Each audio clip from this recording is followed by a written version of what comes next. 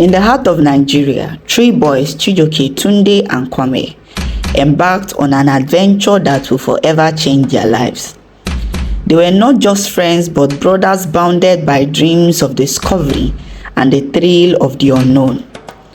Growing up in the bustling city of Lagos, they often heard tales of an ancient village and secrets hidden away from the eyes of the modern world. When they learned of the remote village of Ijoko, whispered to be haunted and home to the fabled forbidden mansion, their curiosity became irresistible. With their backpacks filled and hearts racing with excitement, the boys set out on foot, trekking through dense forests and crossing rivers under the glaring African sun. Each step was a blend of adventure and anxiety, but nothing compared to what awaited them. The villagers of Ijoko greeted them with wary eyes, warning them to stay away from the mansion on the hill. They cursed the relic of an ancient chieftain who had betrayed his people for power. Stay away from that house. It's not meant for the living. An old woman with a voice like dry leaf rustling in the wind warned. But the more they were told to stay away, the more the mansion called to them, pulling at the strings of their young adventurous souls. The mansion stood alone, draped in thick vines and shadows that danced under the moonlight. Its windows were like hollow eyes watching and waiting. As they stepped through the creaking gate, a chill ran down their spines. The mansion exuded a strange energy, a mix of sorrow and rage that seeped into their bones. Inside the mansion was a labyrinth of secrets. Dusty portraits of past chieftains lined the walls, their eyes following the boys as they ventured deeper.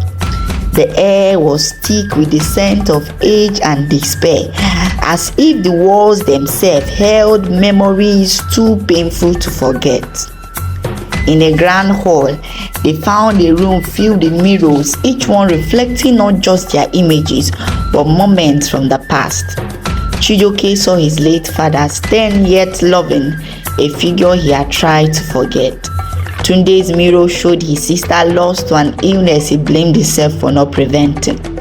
And Kwame's mirror reflected his fractured family torn apart by betrayal.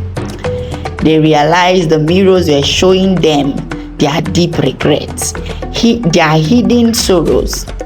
Tunde's tears streamed down his face, whispered, "This place knows us. It knows what we have." As they ventured further, the boys stumbled upon a journal, a leather-bound relic covered in symbols they couldn't understand. But one page was different, written in shaky handwriting, revealing the mansion's curse.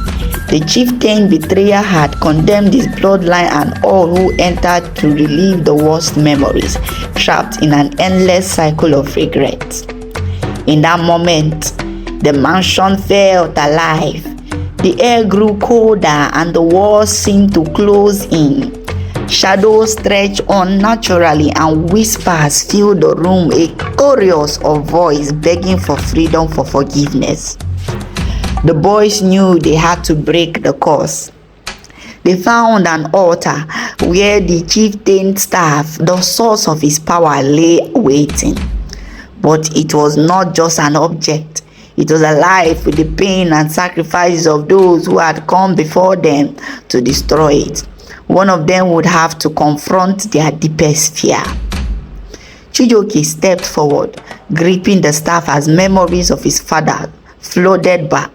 The pressure to be perfect, the shame of never living up to expectation. But as he closed his eyes, he whispered, "I forgive you, and I forgive myself." The staff shattered in his hands, releasing a blinding light that filled the room. The mansion trembled as if sighing in relief. The mirrors cracked and the portraits faded. The curse was lifted and the mansion was no longer haunted, but at peace.